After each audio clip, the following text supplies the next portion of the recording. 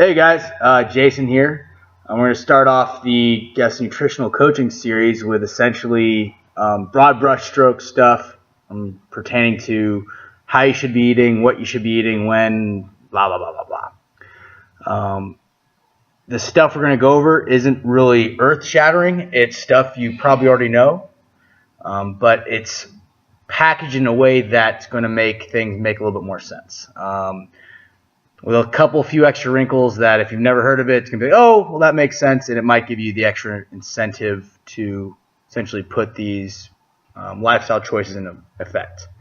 So first off, it's no secret, calories in, if that is more than calories out, you will put on mass, whether it's muscle or fat. It's going to happen. If calories out is more than calories in, then you're going to be losing mass, whether it's fat, bone, muscle, who knows. So the trick is to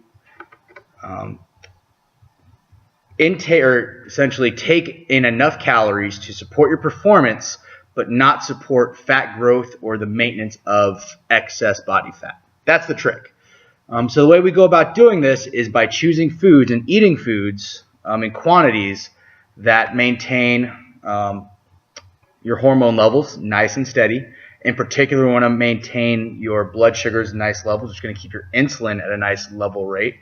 And we're also going to be eating foods at certain times that are going to be essentially promoting muscle growth and promoting growth and recovery. Make sense? Cool.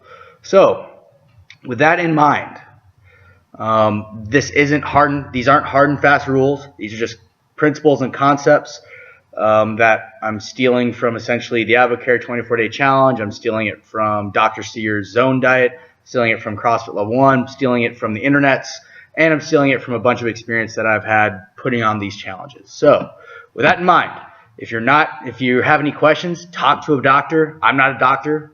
As you can see, I work in a gym. I don't have a degree in doctoring. So if you have any questions, comments, or concerns, talk to a doc. They generally know what will and will not kill you. And that's the goal. Don't die.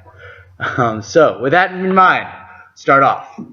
If you want to put on muscle and get rid of fat, you're going to have to focus on eating these 5 foods. These 5 foods are vegetables, lean meats, nuts and seeds, some fruit, and a little bit of starch. That's it. If you are eating these foods, you're going to be in okay shape. But here's the kicker. The way you eat these foods, you want to eat them as whole as possible. So,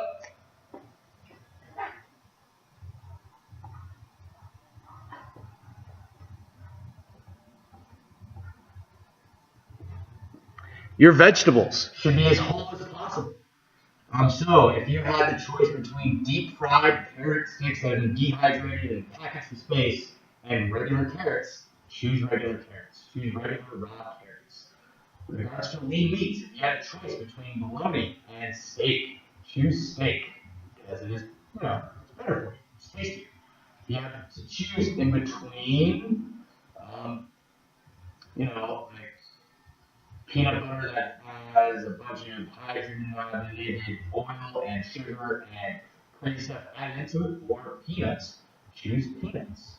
If you had to choose between, you see that? The more raw, the more natural, the less amount of time the human interacts with your food before it goes in your mouth, the better.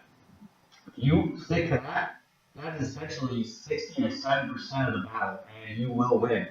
And the precedence of food is here. Vegetables, eat lots of them. You can't go wrong with vegetables. You have to err on the side of too much vegetables, or you think you have enough vegetables. Err on the side of this is way too many veggies.